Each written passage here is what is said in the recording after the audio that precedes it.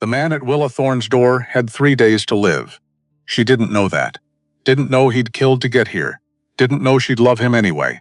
The roof leaked. 3 winters since Matthias left for war and never came back. She was 38. Alone, forgotten. She climbed a broken chair, reached for a shingle. The knock came. She fell, hit the floor, threw the door open, furious, bleeding. A giant of a man knelt there, weeping. "No one's ever let me in," he whispered. She should have slammed the door, should have seen the blood on his sleeve, the fear in his eyes, the death following him. But she didn't, because 38 years alone teaches you. The most dangerous thing isn't the stranger at your door, it's the hope he brings. She let him in. 3 days later, a man with a rifle came looking for him, and Willa had to choose her life or his. The roof leaked again, 3 winters now. 3 winters of the same drip in the same corner, landing in the same rusted pot that used to hold soup. Back when soup mattered, Willa Thorne stood on a chair that wobbled. Her fingers were numb. The shingle in her hand felt like ice. Sharp ice. She thought about Matthias, not the man. The promise, "I'll fix it before winter," he'd said. That was 1863. He didn't come back. The war took him.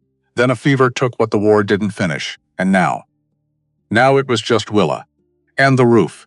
And November rain that didn't care about promises. She hammered the shingle, missed, hit her thumb instead. God damn it.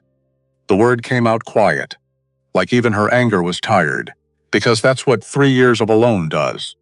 It makes you tired of fighting tin pots and broken wood in a house that wanted to fall down around you, but wouldn't. Which was worse somehow. The knock came just after dusk, low, slow, like whoever stood out there wasn't sure they deserved to be heard. Willa froze. No one came here. Not this far up the ridge. Not to a woman like her. Not to a house everyone in town called the widow's mistake. She climbed down from the chair. Her boots hit the floor too loud. Everything was too loud when you lived alone. The knock came again. "Lord," she whispered. "Please let it be someone kind." She opened the door and had to step back, not from fear, from sheer scale. The man before her looked carved from mountain stone. Broad shoulders hunched so he wouldn't scrape the doorframe. Beard thick and dark, wet from the rain, but his eyes. His eyes weren't hard like most men's. They looked like someone had just told him a secret too big to hold. "Ma'am," his voice rumbled. Hat in his hands. "Storm's coming. Was wondering if I might rest here, just till it passes." Willa blinked. Her home had never been anything more than a slant-roofed afterthought. A leftover from Matthias's plans that never finished. From his dreams that died in a field hospital 200 miles away. She swallowed, stepped aside. "You're bigger than my house," she said. Voice barely above the rain, starting to spit outside. That's when the mountain man did something no one expected. He didn't laugh, didn't flex, didn't try to squeeze through with pride. He just stood there, 1 second longer, then fell to his knees, eyes filling fast. "Ain't no one," he whispered, still on the stoop, tears running into the dirt, "ever let me in without question." "Not once." Willa froze. What kind of man wept at the door of a shack? What kind of man knelt when others barged in? She didn't know what to do. So she reached out, touched his shoulder, just lightly. "Storm's not the only thing that needs shelter," she heard herself say. He nodded, but didn't move. She realized he wasn't waiting for her to let him in. He was waiting to be sure it wouldn't hurt her to say yes. So she did. "Come in, mister," softly. "I've got soup if you don't mind it thin. And fire if you don't mind it quiet," as he ducked inside, carefully folding his frame to avoid the sagging beams. Something strange happened.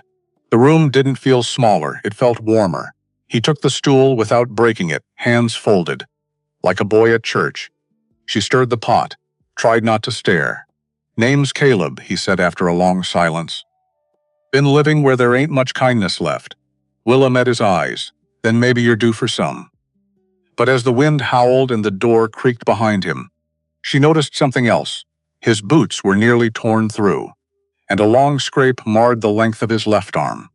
She didn't ask about it yet, because something told her there was more under the surface of this giant than hunger and tears. And she wondered, if a man that big had nowhere else to go, What had the world done to him before he knocked? Willa didn't sleep that night. Not really. Not with a man like Caleb beneath her roof.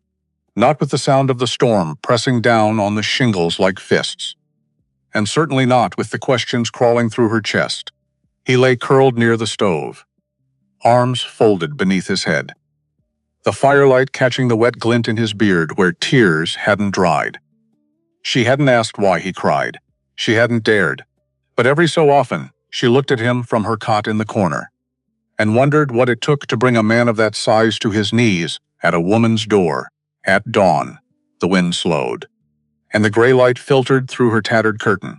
Caleb stirred, sat up, blinked like he wasn't sure he'd dreamed the whole night.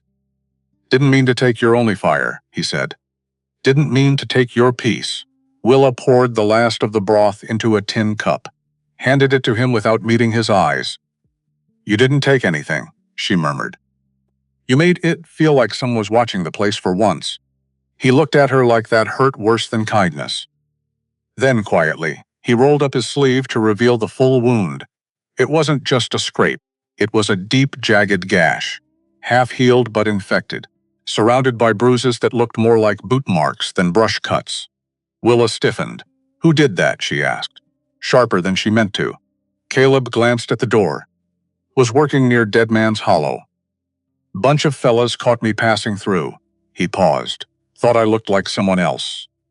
Decided to teach me something anyway," she swallowed. "You didn't fight back." He gave a slow nod.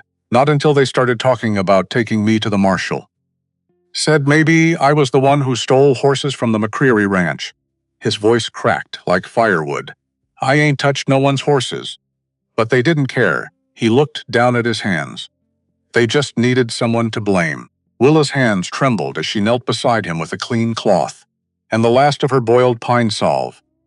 "Well," she said, dabbing at the wound, "you found the only soul in these woods who's ever been blamed for breathing too loud." She met his eyes. "So maybe you'll stay a bit longer. Heal up proper." He flinched, but didn't pull away. "You ain't afraid of me?" She looked him dead in the eyes. "I'm afraid of ghosts." "You ain't one." A long silence passed between them, stitched with the soft snap of fire, and the echo of rain easing off the roof. Then quietly, he said, "What happened to your man?" She hesitated. "Mine left me in this shack when I got sick 4 years back. Said the hills were better company." Caleb nodded slowly. "Then maybe it's a mercy he's gone." Willa didn't reply. She just pressed the cloth gently against his wound and whispered, "Funny how both our scars come from folks who should have known better." In that moment, something shifted. He wasn't a mountain anymore. He was a mirror, and she wasn't ashamed of her tiny house, not with him in it. By morning, the sun broke through for the first time in days, painting gold across the mossy trees. And Caleb stepped outside barefoot, his boots still soaked from the storm. Willa watched him from the crooked porch, arms crossed, unsure if she should feel embarrassed or strangely proud that he was seeing her world without apology. He took a long breath, turned toward her, and said something that made her jaw go slack. "Let me fix it." She blinked. "Fix what?" He pointed at the roof, at the leaning porch rail, at the patch of dirt where the chicken coop used to be. All of it. The house, the yard. The whole place. Willa let out a single dry laugh. "You want to fix the world's ugliest shack?" "You serious?" Caleb nodded once. "Calm, steady, I don't got much just to offer. But I can work, and I'd like to repay you for the fire and the bread, and for not looking at me like I'm a thing to fear." She didn't answer right away. Her throat tightened. No man had offered her anything in years, not without a price, not without a look in his eye that made her skin crawl. But Caleb's offer had no hunger in it, just stillness, just dignity. "You don't owe me a thing," she said softly. "You bled on my floor. That's payment enough." He gave a small smile. "Let me stay a week, just a week. I'll patch your roof, rehang that door. Maybe get that chimney drawing again." He paused. "Then I'll go. No trouble to you." Something about his tone unsettled her, not because it was dangerous, but because it was so gentle it felt like truth. "You're not like other men," she muttered. "I ain't trying to be." That was when she noticed the bundle tied to his back, a rolled canvas, some tools, and on a small sack of nails. You were always planning to fix someone's house? She asked. No, he replied. I was planning to build one. He looked around, just didn't know where it would be. Willa's voice was thin when she said, This ain't much of a place to settle. Caleb looked around. At the leaning porch, at the crooked chimney, at the yard full of weeds where nothing grew anymore. It's got a soul, he said. That's more than I had yesterday. She opened her mouth, then shut it. Because what do you say to a man who calls your shame sacred? He didn't ask again. He just started. By noon, he'd swept the porch, pulled out the broken floorboard near the stove, and was whittling a new brace for the leg of her table. She brought him cool water. Watch the muscles move beneath his shirt as he worked. You do this for a living? She asked. Used to. He didn't look up. Before I got chased out of town for helping the wrong girl. She paused. What do you mean? He stood, looked her square in the face. Her paw didn't like that I was brown. The silence stretched. Then Willa said without hesitation, You can stay longer than a week, he smiled. And for the first time, it looked like something in him loosened. But before she could step back inside, he added something that stopped her mid-step. Your house ain't ugly, Willa. He said it quiet, like a confession. It's small, but it's kind, and when you told me I was bigger than it, I didn't cry because you were right. He looked at the ground. I cried because no one's ever let me feel safe in something smaller than me before. That's when she knew. He wasn't just building shelter. He was trying to build belonging. The next day, Willa watched from the kitchen window as Caleb hauled a heavy stack of rotted timber from the back wall of the cabin. He worked slow but deliberate, as if each plank were a memory he had to handle gently. Sweat rolled down his neck, soaking the frayed collar of his shirt, but his face was calm, focused. Willa stirred the pot of beans on the stove, her thoughts spiraling like wood smoke. She didn't know why she was still letting him stay. Maybe it was pity. Maybe it was the way her shoulders relaxed when he was near. As if her bones remembered something she didn't. Just after noon, she stepped out with a tin cup of water and found him kneeling in the weeds, examining a pile of stone that used to be her garden wall. You planning to rebuild that? She asked. No, he said. This wall didn't fall. He ran his hand over the scattered rocks. Someone knocked it down. Willa frowned. The storm did it. Caleb shook his head. Storm don't knock over dry-laid stone unless the ground goes with it, and your soil's firm. He looked up at her. This wall was torn out piece by piece. She didn't answer, because she remembered now. Her brother, drunk angry, hurling stone after stone into the night, because the garden reminded him of their mother who died when Willa was 12. It wasn't the wind, she whispered. Caleb stood, brushed the dirt from his hands. Then why are you rebuilding everything but this? She turned her back to him, but her voice carried, because this wall was meant to keep things out. And I already know what that's like. Silence passed between them like a long shadow. Then Caleb said something so quiet she almost missed it. Some walls were made for protecting. Not hiding, she turned. You think I've been hiding? I think you're still living inside what other people left behind. That hit her like a hammer. Not in anger, but in recognition. He wasn't trying to insult her. He was naming what she couldn't. That night, as the stars pressed low and thick against the sky, she found him sitting at the edge of the garden stones, cleaning the grime from each one with a scrap of cloth.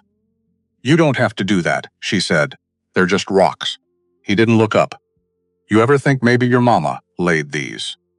Maybe your hands touched everyone. Willa swallowed hard. She used to hum when she planted. Said the earth listened better to music than to words. Caleb smiled faintly. Then maybe it's time the earth heard her voice again, the next morning. She found something she hadn't seen in years, a row of stones. Not as a wall, but as a path, leading from her porch to the garden, as if he were guiding her back to something lost. She stepped barefoot onto the first stone, then another.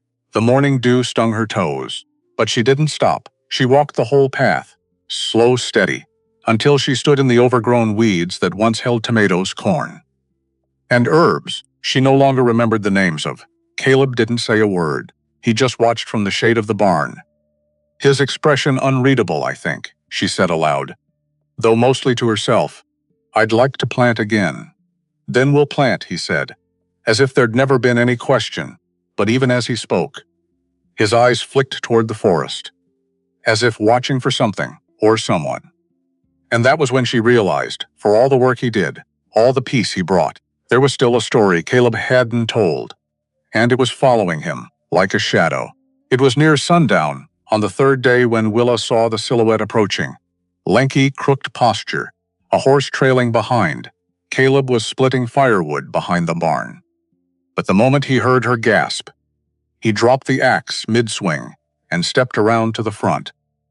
Like he already knew who it was, the man stopped at the edge of the property, just past the broken fence, and smiled with the kind of mouth that never told the truth. "Well, I'll be damned," he said. "Didn't expect to find you holed up with a woman." Caleb didn't move, didn't speak. Only the tightness in his jaw betrayed that he recognized him. "Friend of yours?" Willa asked cautiously. The man chuckled. "We're blood, kind of." He stepped closer. Old, maybe 60, white hair, scar running the length of his face, used to run together until he decided he'd grown a conscience. Caleb's voice was low, firm. "Turn around, Silas. You ain't welcome here." Silas clicked his tongue. So this is the mighty Caleb now. Playing house with some backwoods widow. He eyed the cabin. "Thought you were chasing something bigger." Willa stepped between them, heart pounding. "You've got no business here."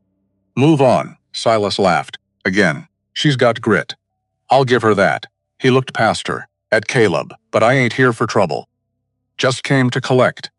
Caleb stepped forward. "You got no claim on me." Silas's expression darkened. "That right?" He leaned against the fence post. "You forget who took the fall for you in Shiloh County? You walked." "I got 5 years in a box." He paused. 5 years thinking what you owed me." Willa felt the ground shift beneath her. "What is he talking about, Caleb?" Silas smirked. "Didn't tell her, did you?" He looked at Willa. "Your mountain man here killed a fella back in '59. Harrison Voss. Slave trader. Beat him to death with his bare hands." Caleb's voice was quiet, but steady. "He tried to take 2 Cherokee women to auction. They were free. He didn't care."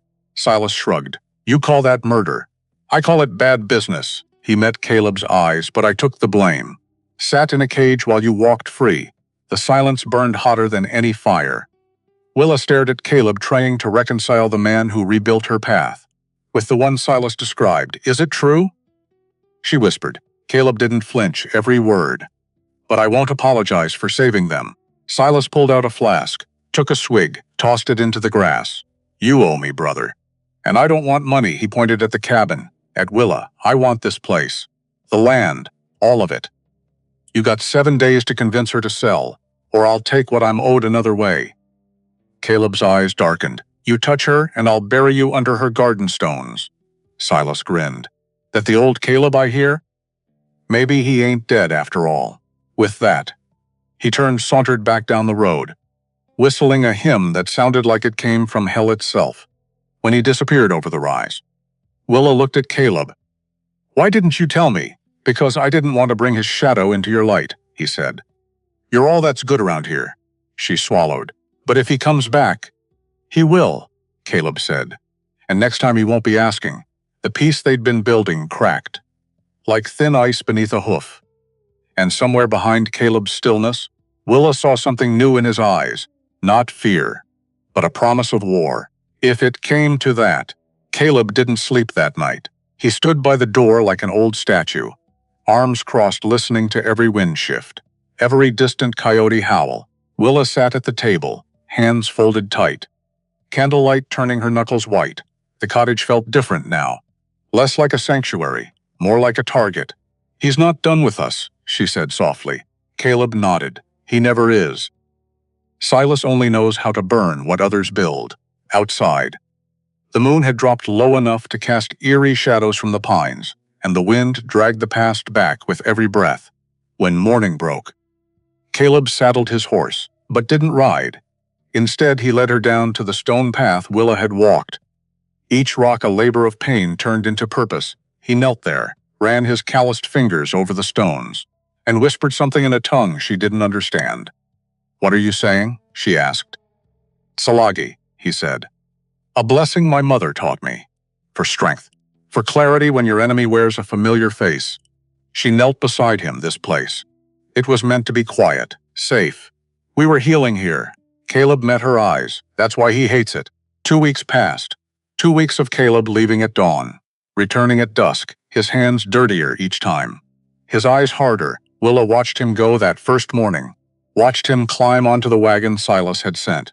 Watched him disappear down the ridge road, and felt something inside her crack, not break. Crack like ice over a river in early spring. She stood on the porch until the wagon was just a speck. Then she went inside. And got to work, because if Caleb was going to sacrifice for her, then she damn well wasn't going to sit idle. The first thing she did was climb back onto that wobbly chair. The one she'd been standing on the night he knocked. She grabbed the hammer, the shingle, and this time she didn't miss. The nail went in clean. Straight true. She stared at it. Her thumb didn't even hurt. Huh, she said to the empty room, and climbed down. By noon, she'd patched 3 more holes.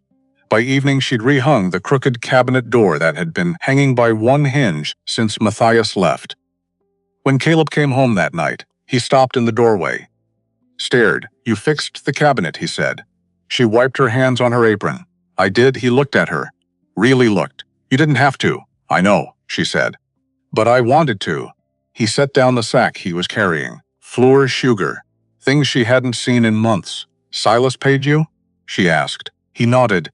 Didn't meet her eyes. What'd he have you do? Caleb was quiet for a long time. Then he said, collecting debts. From folks who can't pay. She felt her stomach turn. You hurt anyone? No. His voice was firm. I stood there. And when folks got skarking, I just stood there. He looked at his hands. Didn't have to touch nobody. They just saw me in. And they paid. Will across the room took his hands in hers. They were cold, shaking. This ain't you, she said. I know. Then why? He finally met her eyes. Because I got 6 more days, and then you keep your house, and I can stop being the thing people fear.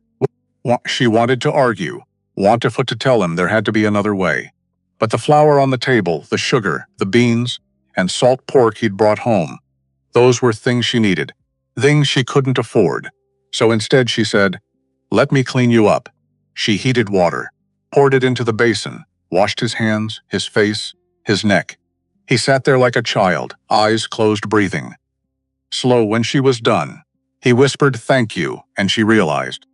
This was what love looked like, when you were too tired to call it by name. The second week was worse. Caleb came home with a split lip, knuckles raw. He didn't say what happened, just sat by the fire staring. Willa didn't ask. She just brought him water salve. A clean rag. You fought someone, she said. Not a question. A fact. He nodded. Man wouldn't pay. Started swinging. I had to. I had to stop him. Did you stop him? Caleb looked at her. Yeah. I stopped him. The way he said it made her blood run cold. Caleb, he stood, walked to the door, pressed his forehead against the wood. I'm becoming what he wants, he whispered. I can feel it. Every day I'm out there. Every time I stand behind him while he threatens folks. I'm becoming the thing I ran from. Willa crossed to him, put her hand on his back. No, you're not. How do you know? Because you came back. Because you hate it. Because you're still you, he turned. Looked down at her. What if I'm not? What if when this is over? I can't remember who I was before. She took his face in her hands. Then I'll remind you. And she kissed him, soft, gentle. Like she was trying to pull him back from wherever he'd gone. When she pulled away, he was crying. I don't deserve you, he said. Good thing I don't care what you deserve. That night they slept side by side, not touching. Just close enough to know the other was there. And for the first time in days, Caleb slept through the night. On the 3rd day of the 2nd week, Willa made a decision. She was done waiting. She put on her good dress, the one she'd worn to marry Matthias, the one she'd packed away 3 years ago and thought she'd never wear again. It still fit barely. She'd lost weight. But it fit. She walked 5 miles to town. To the church, the small wooden building at the edge of the square, where Father Lucian held Sunday services. Her feet ached by the time she got there. Blisters forming, but she didn't stop. She pushed open the door. Father Lucian looked up from the altar. He was old. 67, if she remembered right. Hair white as snow. Eyes kind, Willa Thorne, he said. Surprise in his voice. I haven't seen you in, my goodness. 3 years? She nodded. I need help, Father. He set down the Bible he'd been reading, walked toward her. What kind of help? She told him everything. About Caleb's, about Silas, about the debt, about the 7 days. When she was done, Father Lucian was quiet for a long time. Then he said, Silas Thorne is a complicated man. I don't care about complicated. I care about stopping him, the priest sighed, Willa. I can't give you money. The church doesn't have it. And even if we did, I'm not asking for money. He raised an eyebrow. Then what are you asking for? She met his eyes. I'm asking you to talk to him. You knew Matthias. You knew Silas. You married me and Matthias in this very church. She took a breath. Maybe. Maybe if he hears it from you, that what he's doing is wrong. Maybe he'll stop. Father Lucian looked sad, Willa. I've known Silas since he was a boy. And I can tell you, he's not a man who listens to reason. Not anymore. Then what does he listen to? The priest hesitated. Then he said something that made Willa's blood run cold. Pain. He listens to pain. Because it's the only language he's spoken for 5 years. She left the church with no answers. Just more questions. And a weight in her chest that felt like stone. On the walk home, she passed Widow Kern's cabin. The old woman was sitting on her porch, shelling peas. Willa Thorne. She called out. You look like you've seen a ghost. Willa stopped. Maybe I have. Widow Kern gestured to the empty chair beside her. Sit. Tell me. Willa hesitated, then climbed the steps, sat. Took a handful of peas and started shelling. It felt good, the rhythm, the simplicity. I got a man, Willa said after a while. Widow Kern smiled. I know. Whole town knows. Big fella. Quiet. Fixes things. Willa nodded. He's in trouble. What kind? The kind that makes good men do bad things. Widow Kern was quiet. Then she said, I lost 3 sons in the war. Did you know that? Willa shook her head. 3 boys. All under 25. 1 at Antietam. 1 at Gettysburg. 1 at some place I can't even pronounce. She set down the peas. After the 3rd one died, I thought I'd die too. Thought my heart would just stop. She looked at Willa. But it didn't. And you know what I learned? What? That the heart's stronger than we think. It keeps beating even when we don't want it to. Even when we think we can't go on. She reached over, patted Willa's hand. Your man. He'll find his way. And if he don't, you'll find it for him. Willa felt tears prick her eyes. What if I can't? Then you'll try, and trying. That's all any of us can do. When Willa got home, Caleb was already there, sitting on the porch, staring at the mountains. She sat beside him. Didn't say anything, just sat. After a while, he said, I saw Silas today. What'd he say? He said, 4 more days, and then we're square. Willa nodded. 4 more days. Caleb looked at her. You went to town. I did. Why? She didn't answer right away. Then she said, because I'm tired of waiting for someone to save me. Even you, he smiled, sad. But real. Good. You shouldn't wait for me. You should. You should save yourself. She took his hand. What if I don't want to do it alone? He squeezed her fingers. Then we'll do it together. And for the first time in 2 weeks, Willa felt like maybe, just maybe. They had a chance. On the 4th day, Willa found the letter. She was cleaning out the old trunk in the corner. The one Matthias had brought when they first moved in. The one she hadn't opened since he died. It was at the bottom, beneath his uniform. Beneath the tintype photograph of them on their wedding day. Beneath everything. A letter, addressed to her, in Matthias's handwriting. Her hands shook as she opened it. My dearest Willa, if you're reading this, I'm gone. And I'm sorry, not for dying. I can't control that. But for leaving you with this house, this debt, this life. I borrowed money from Silas. More than I should have, I thought. I thought I could pay it back. Thought the land would be worth something. Thought we'd build a life here. But I was wrong, so I'm asking you. Begging you, sell the house. Take what you can. And leave. Don't stay for me. Don't stay for memories. You deserve more than broken wood and broken dreams. If a man named Caleb Stone comes looking for you, trust him. He saved my life once. Maybe he can save yours too. All my love, Matthias. Willa read it 3 times. Then she folded it carefully, set it on the table, and walked outside. The sun was setting, painting the sky orange and pink. She stood in the middle of the yard, looked at the house, the crooked porch, the patched roof, the windows that didn't quite close right, and she realized Matthias had been wrong. The house wasn't a burden, it was a choice, and she was choosing to stay, not for him. Not for Caleb, for herself. When Caleb came home that night, she showed him the letter. He read it in silence, then looked up. He wanted you to leave, I know. Are you going to? She shook her head. No, because this house, it's not about him anymore. It's about me, about what I can build, what I can become. Caleb smiled. Then we'll build it together. But even as he said it, his eyes were haunted. And Willa knew. 3 more days. 3 more days and this would be over. Or it would destroy them. The 5th day was the worst. Caleb didn't come home. Willa waited on the porch until midnight. Then she went inside, laid down, but didn't sleep. At dawn she heard the wagon. Ran outside. Caleb climbed down slowly. His shirt was torn, blood on his collar. Not his. She didn't ask. Just helped him inside, sat him down, cleaned the blood. When she was done, he finally spoke. Man pulled a knife. Said he'd rather die than pay Silas. So Silas. Silas told me to make him regret it. Willa's hands froze. What did you do? Caleb looked at her, eyes hollow. I broke his arm. Heard it snap, he screamed. And I just stood there. He put his head in his hands. I'm a monster. Willa knelt in front of him, took his face in her hands. No, you're not. You're a man in an impossible situation. And you're doing what you have to protect me, but at what cost? She didn't have an answer because she didn't know that night. She made a decision. She was going to end this not in 3 days. Now, the next morning, she put on her good dress again, packed a small bag, and walked to town to Silas's office. It was above the general store. A dark room that smelled like whiskey and tobacco. She knocked. Come in. A voice called. She pushed open the door. Silas sat behind a desk, papers scattered, bottle of whiskey half empty. He looked up. Surprised, well. The widow Thorne. To what do I owe the pleasure? She stepped inside.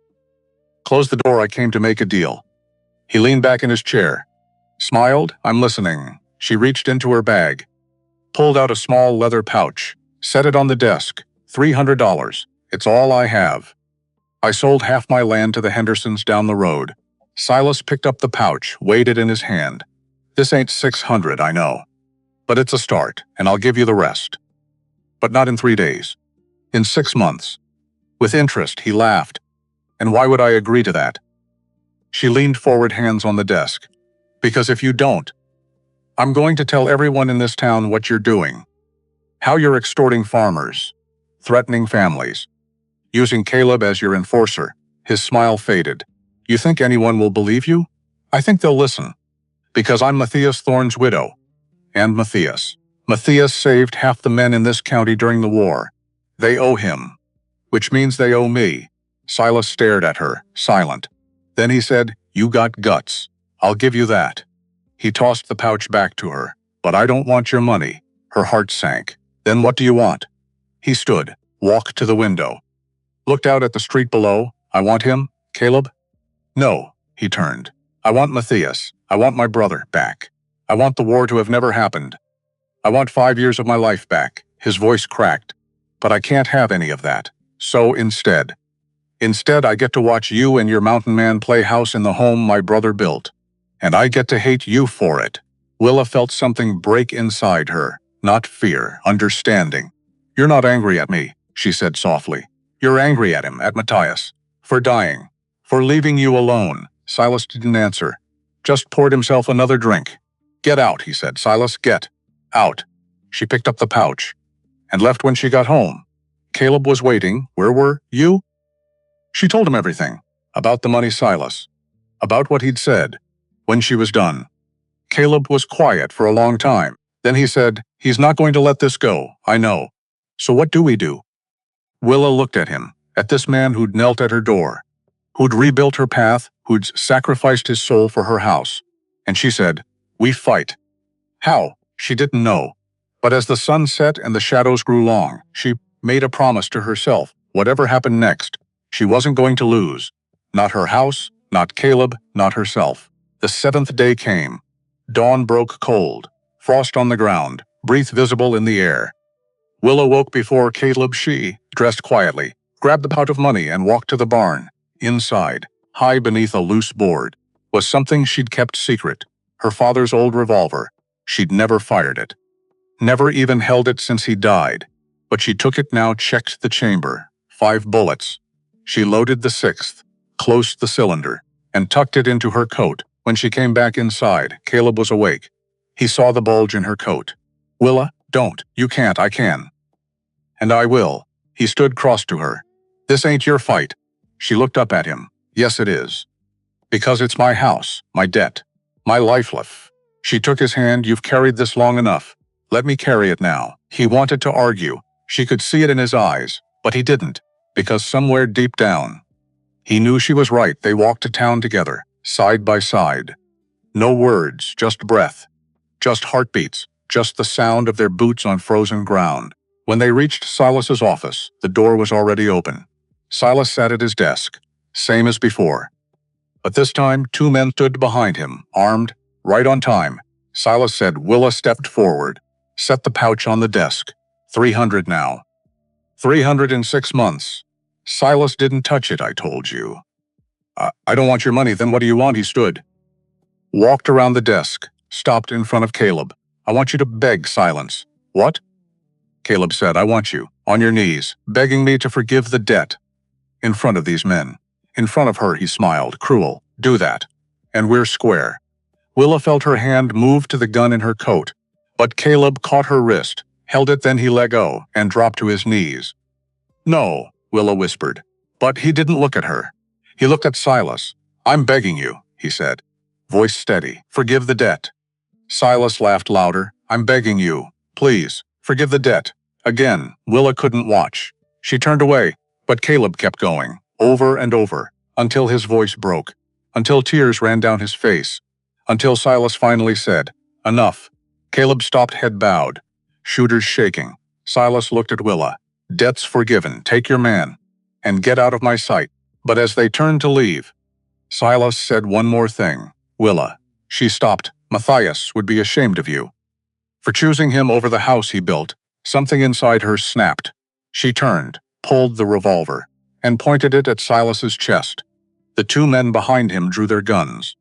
But she didn't flinch. Matthias, she said, voice cold, would be ashamed of you. For becoming the man who breaks what he used to build. Silas stared at her. You won't shoot. You're right. I won't. She lowered the gun. Because you're not worth the bullet, or the guilt, or the years I'd lose to prison. She looked him in the eye. But know this. You didn't win today. You just proved that you're exactly what I thought. A bitter old man who can't let go of the past. She turned, helped Caleb to his feet, and walked out behind them. Silas stood in silence. The pouch of money still on his desk, untouched. They didn't speak on the walk home. Didn't touch.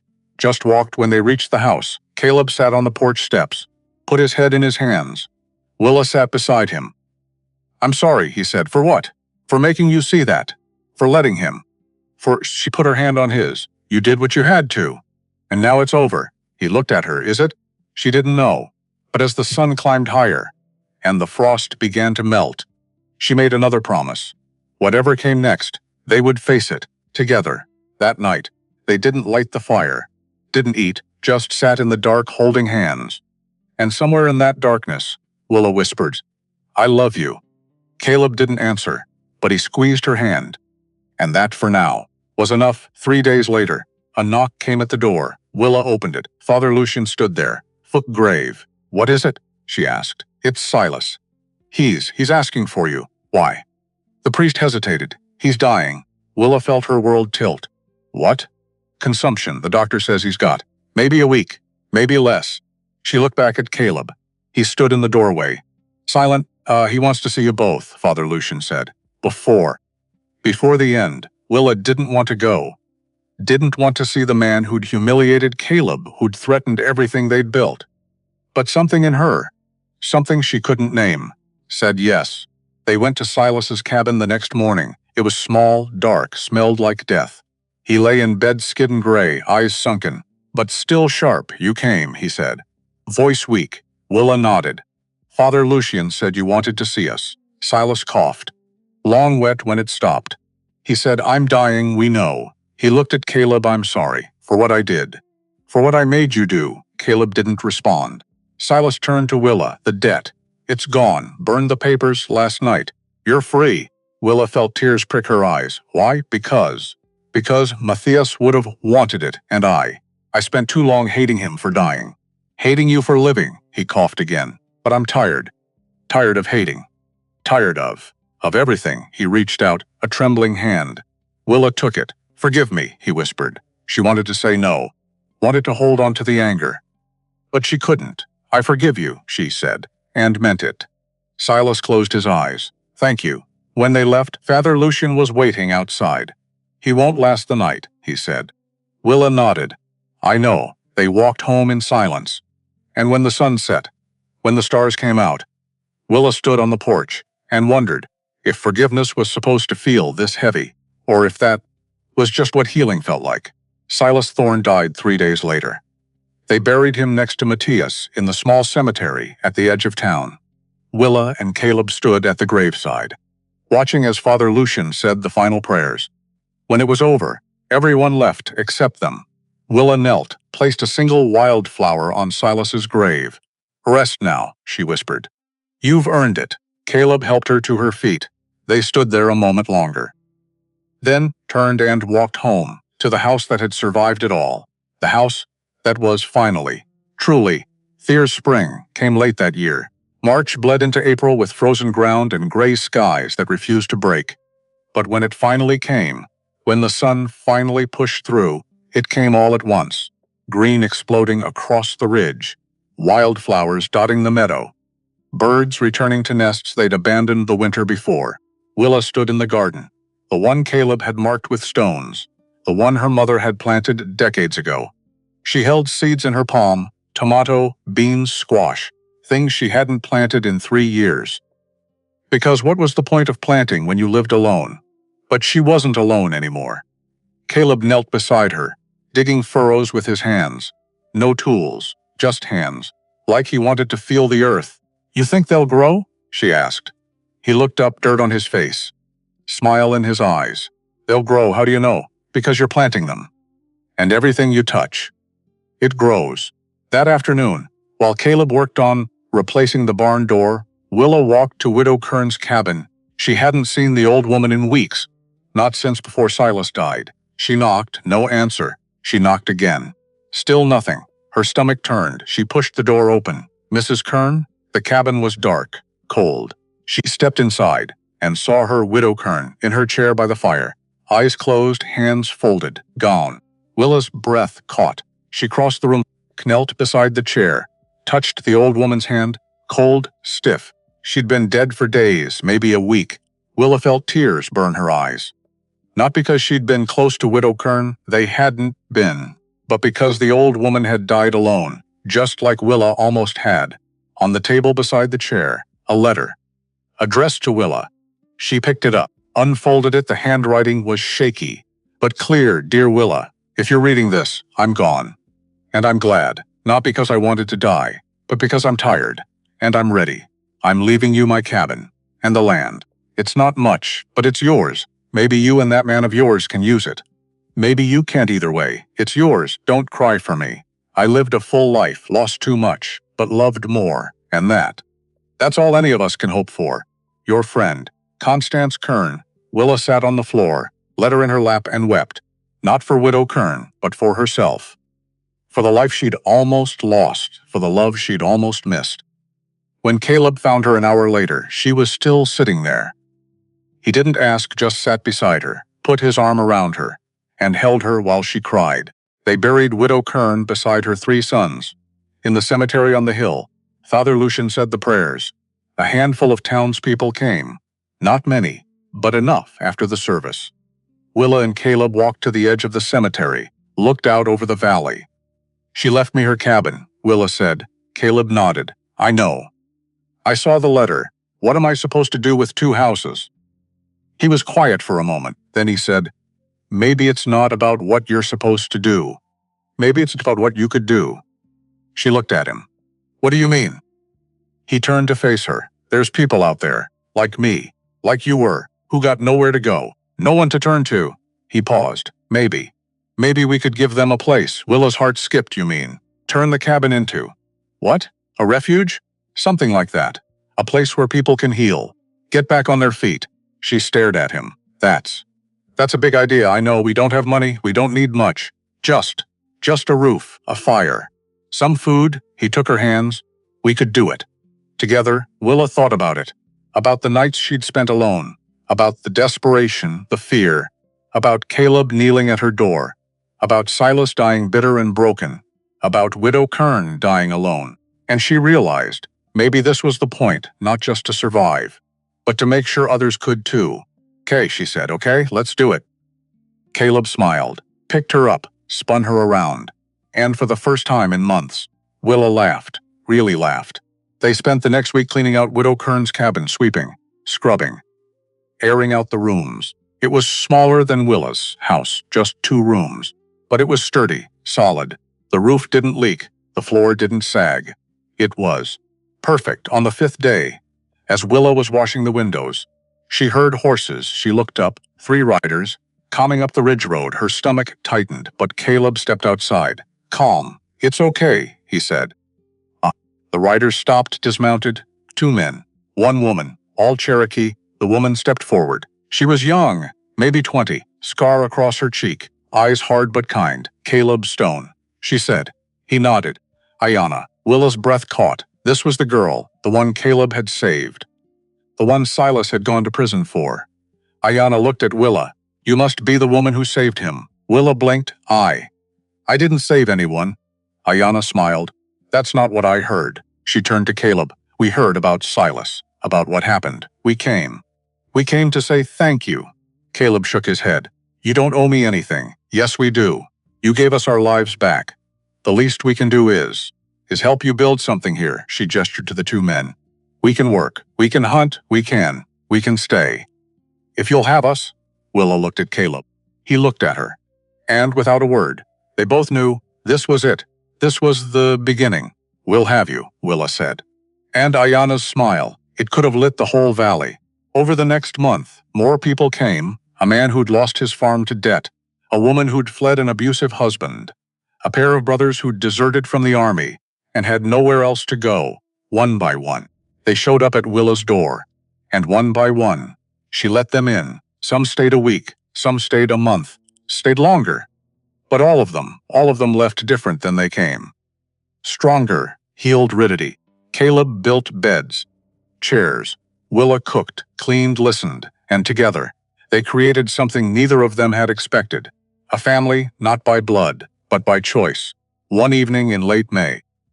As the sun set over the ridge, Willa stood on the porch of her house. Watching in the yard, Ayanna was teaching the younger children how to weave baskets. The 2 brothers were chopping wood. The woman who'd fled her husband was hanging laundry. Singeing it, Caleb was sitting on the porch of Widow Kern's cabin, carving something. She walked over, sat beside him. What are you making? He held it up, a wooden sign, letters burned into the surface. HLD for the cabin, he said. Thought it deserved a name. Willa felt tears prick her eyes. It's perfect. He set it down, took her hand. You know what I realized? What? I spent my whole life looking for a place big enough to hold me. Turns out I just needed a place small enough to feel like home. She leaned her head on his shoulder. Me too. They sat there as the sun dipped below the mountains, as the stars came out, as the sounds of laughter and life filled the air around them. And Willa thought this is what Matthias wanted. Not a house, a home, not just for her, but for everyone who needed one. In June, a letter delivered by a writer from town addressed to Willa Thorne. She opened it, right at her hands, shook. Caleb looked up from the garden. What is it? She couldn't speak, just handed him the letter. He read it, then looked at her. They want to make this official. The territory governor. He wants to recognize this as a refuge? Willa nodded. They'll give us funding. Supplies. Protection. Caleb set down the letter. What do you want to do? She thought about it. About staying small, staying hidden. About the safety of obscurity. But then she thought about the people who'd come through. The ones who still needed help. And she knew, I want to say yes. Caleb smiled. Then we say yes. The official recognition came in August. A ceremony in town, the territorial governor himself, shaking Willa's hand. Shaking Caleb's, calling them heroes. Willa didn't feel like a hero. She felt like a woman who'd opened a door, and kept it open. But when the governor handed her the charter, when he said the words, held house, a refuge for the lost and broken, she felt something else, pride, not in herself, but in what they'd built. After the ceremony, as they rode back to the ridge, Caleb said, "You know what this means." "What?" "More people, more responsibility, more everything." Willa nodded. "I know." "You scared?" She thought about it, then she said, "No, because I'm not doing it alone." He reached over, squeezed her hand. "No, you're not." By the end of summer, Held House was full. 12 people, living, working, healing. Willa had never been so tired, or so happy. One night in September, after everyone had gone to bed, she sat on the porch with Caleb. The night was cool. The stars bright. "You ever think about what would have happened," she said, "if you hadn't knocked that night?" Caleb was quiet for a long time, then he said, "Yeah, I think about it and I think I'd still be out there. Running. Hiding. Hating myself." He looked at her. "You saved me, Willa." "Not the other way around." She shook her head. "We saved each other, maybe." He stood, held out his hand. "Come here. I want to show you something." She took his hand, followed him to the barn. Inside, he lit a lantern, and there, in the corner, was something covered with a tarp. He pulled it off. It was a rocking chair, beautiful, hand-carved, smooth wood that gleamed in the lamplight. "You made this?" she asked. He nodded. "For you. For the baby." Willa froze. "What baby?" He looked at her, confused, I thought. "I mean, you've been tired. And sick in the mornings." "I just assumed." She stared at him, her mind racing, tired. Sick? She'd thought it was stress, just exhaustion from everything. But now that he said it, now that she thought about it, her hand went to her stomach. Oh my God. Caleb's eyes widened. "You didn't know?" She shook her head, tears streaming down her face. I didn't know." He crossed to her, pulled her into his arms. Is it okay? Are you happy?" She pulled back, looked at him. "Happy? Caleb, I'm terrified." "Why?" "Because I'm 38 years old. Because I've never been a mother. Because what if I can't? What if I'm not good enough?" He took her face in his hands. "Willa, you've been a mother to every person who's walked through that door. You've fed them, sheltered them, loved them." He smiled. "You're going to be amazing." She wanted to believe him, wanted to push past the fear. But all she could think was, what if I lose this too? The pregnancy was hard, harder than Willa expected. By October, she was bedridden most days. Weak, dizzy. The doctor came from town, examined her, shook his head. "You're older," he said. "And your body. It's been through a lot." He looked at Caleb. "She needs rest. Complete rest. No work. No stress." Caleb nodded. "She'll rest." But Willa protested. "I can't just lie here. There's too much to do. Then we'll do it," Ayana said from the doorway. She stepped into the room, followed by the others, the woman who'd fled her husband, the brothers, the man who'd lost his farm. All of them. "You gave us a home," Ayana said. "Let us take care of you." And they did. They cooked, cleaned, ran Held House, while Willa lay in bed, watching through the window, as her family, her chosen family, kept everything running. In November, the baby stopped moving. Willa woke in the middle of the night, cold, terrified. She put her hand on her stomach, waited. "Nothing, Caleb," she whispered. He was beside her in an instant. "What's wrong?" "The baby. It's not moving." He pressed his ear to her stomach, listened, his face went pale. "I'll get the doctor." He rode through the night, brought the doctor back at dawn. The old man examined her, listened, felt. Finally, he looked up. "The baby's alive, but it's weak. You need to prepare yourself. It might not make it." Willa closed her eyes, felt the tears come. "How long?" "A month, maybe less, if you can carry to term." "There's a chance." After he left, Willa lay in the dark, staring at the ceiling. Caleb sat beside her. holding her hand. "I can't lose this," she whispered. "You won't, you don't know that." "No, but I know you, and I know.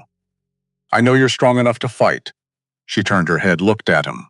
What if fighting isn't enough? He didn't answer, because he didn't have one. December came with snow. Heavy snow that buried the ridge, that trapped them inside, that made the world feel small and suffocating. Willa's belly grew, but the baby barely moved. She counted kicks, 1 in the morning, 2 at night if she was lucky. The doctor came once a week. Each time he looked more worried. "Any day now," he said in mid-December. The baby could come any day, and Willa prayed. Prayed like she hadn't prayed since Matthias died. Prayed to God, to her mother, to anyone who would listen, please. Please let this baby live. On December 23rd, the contractions started, slow at first, then faster, harder. Caleb sent Ayanna for the doctor, but the snow was too deep. The roads impassable. They were alone. Caleb held Willa's hand. Ayanna boiled water. The woman who'd fled her husband. Her name was Clara. She'd delivered 3 babies back east. "I can help," she said. And she did. She guided Willa through each contraction, each push, each scream.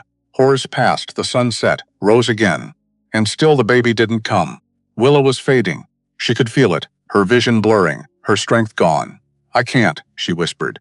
Caleb leaned close. "Yes, you can. I'm so tired, I know, but you're almost there. One more push. Just one more." She looked at him, at this man who'd knelt at her door, who'd rebuilt her life, who was begging her to fight, and she pushed. The baby came at dawn. A girl. Tiny came dawn. Silent. Clara took her, rubbed her back, patted her chest. Nothing. Willa's heart stopped. No, no, no, no. But then a sound, soft, weak, a cry. The baby cried. And Willa sobbed. Clara wrapped the baby in a blanket. Placed her in Willa's arms. "She's small," Clara said, "but she's breathing." Willa looked down at this tiny, fragile thing. This miracle. "Hello," she whispered. The baby opened her eyes, dark, like Caleb's, and Willa felt her heart break open, in the best way. They named her Hope, because that's what she was, hope. That the broken could be whole, that the lost could be found, that even in the darkest winter, spring would come. Hope grew slowly, too. Slowly. She didn't cry much. Didn't eat much. The doctor came as soon as the roads cleared, examined her, shook his head. "She's small. Weak. Her lungs, they're not fully developed." He looked at Willa. "I don't know if she'll make it through the winter." Willa held her daughter closer. "She will, Mrs. Thorne. She will. Because I won't let her go." And she didn't. She stayed awake through the nights, nursing, rocking, singing songs her mother had sung. Caleb sat beside her, keeping the fire going, bringing food, water, whatever she needed. And slowly, so slowly, Hope got stronger. By February, she was crying louder, eating more. By March, she was smiling, and by April, when the snow melted and the wildflowers returned, she was laughing. Willa stood in the garden, Hope strapped to her chest in a sling Ayanna had made. She knelt, planted seeds, the same ones she'd planted the year before. Tomato, beans, squash. But this time she wasn't alone. Caleb knelt beside her. Ayanna and the others worked nearby. And Hope gurgled and cooed, reaching for the dirt, for the sun, for life. "You think she'll remember this?" Caleb asked. Willa smiled. "No, but we will, and that was enough." One warm day in May, a knock came at the door. Willa opened it. A woman stood there, young, maybe 25, holding a baby. Her eyes were desperate. "Scared, please," she said. I heard this was a place for people who got nowhere else." Willa looked at the woman, at the baby, at the fear and hope mixed together in her eyes. And she smiled. "It is. Come in." She stepped aside. The woman hesitated, then crossed the threshold. And Willa thought, this is why we're here, not just to survive, but to hold the door open for everyone who needs it.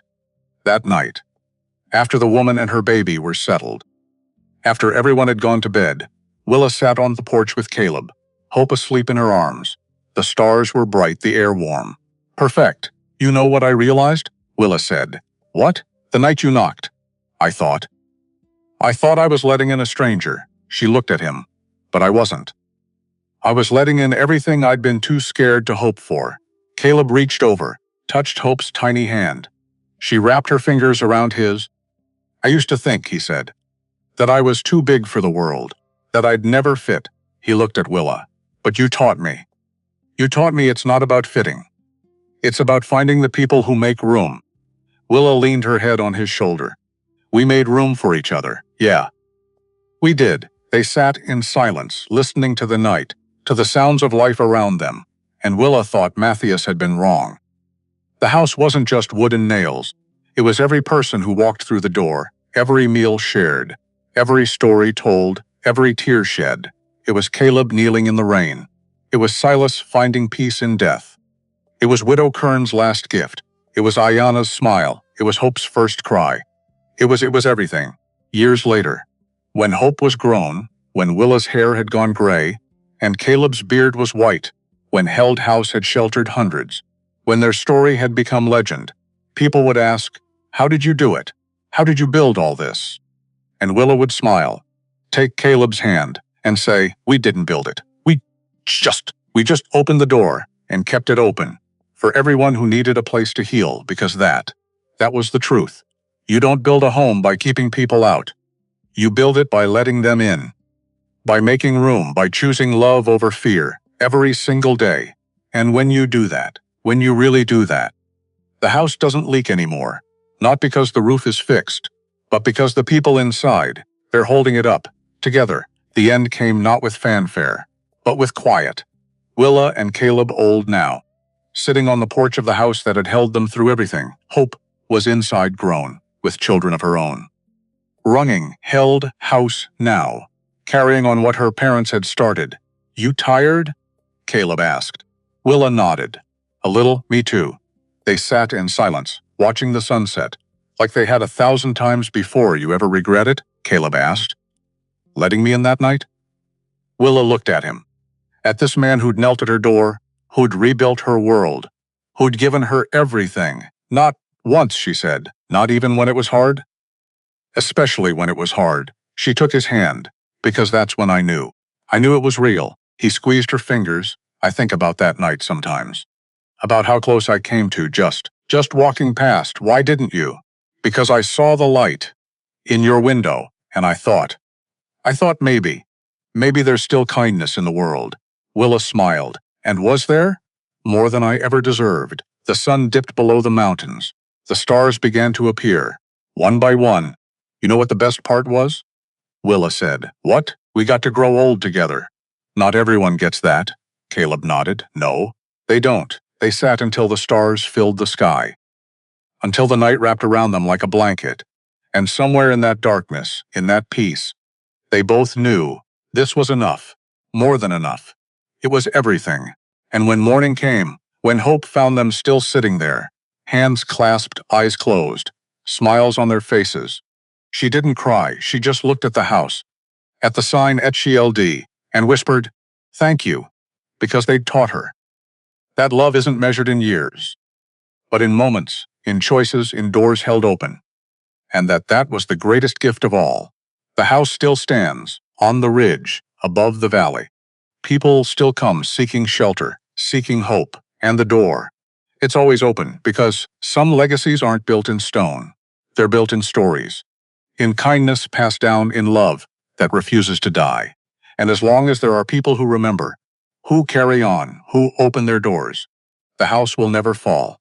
It will stand, held up not by nails and wood, but by the truth Willa and Caleb learned, that we're all bigger than our houses and smaller than our love. And that's okay, because in the end, it's not the size of the space, it's what we choose to fill it with. And they chose every day to fill it with grace, with mercy, with hope, and that made all the difference.